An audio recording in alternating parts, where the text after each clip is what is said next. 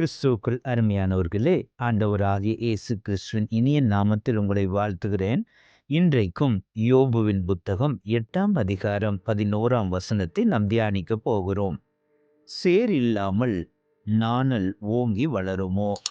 தண்ணீர் இல்லாமல் கோரைப்புல் முளைக்குமோ?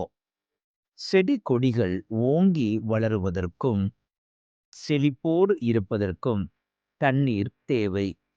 வெளிநாடுகளில் பல வீடுகளுக்கு முன்பாக செயற்கை முறையில் அழகிய சிறிய புல்வெளிகளை வைத்திருப்பார்கள்.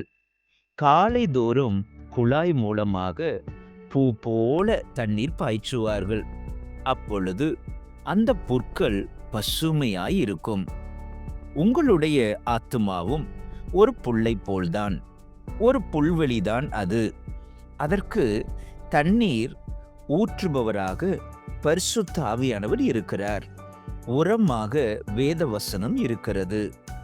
வேத வசனத்தை வாசித்து தியானிக்க உங்களுடைய ஆவியிலேயும் ஆத்துமாவிலும் மகிழ்ச்சியை கொண்டு வரும். பச்சை பசேல் போன்ற புல்வெளியாக விளங்குவீர்கள்.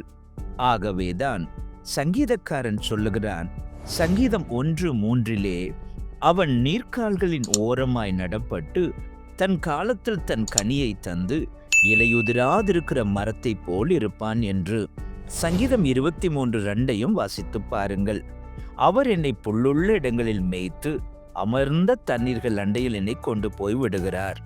ஆம், எனக்கு அருமையானவர்களே, உங்கள் ஆத்துமாவுக்கு வேத வசனம் மூலமாகவும் பரிசுத்த ஆவியானவர் மூலமாகவும் தண்ணீர் ஊற்றுங்கள். நீங்கள் செழிப்போடு பசுமையாக வாழ்ந்து சுகித்திருப்பீர்கள். ஆண்டவர் தாமே உங்களை ஆசீர்வதிப்பாராக. God bless you.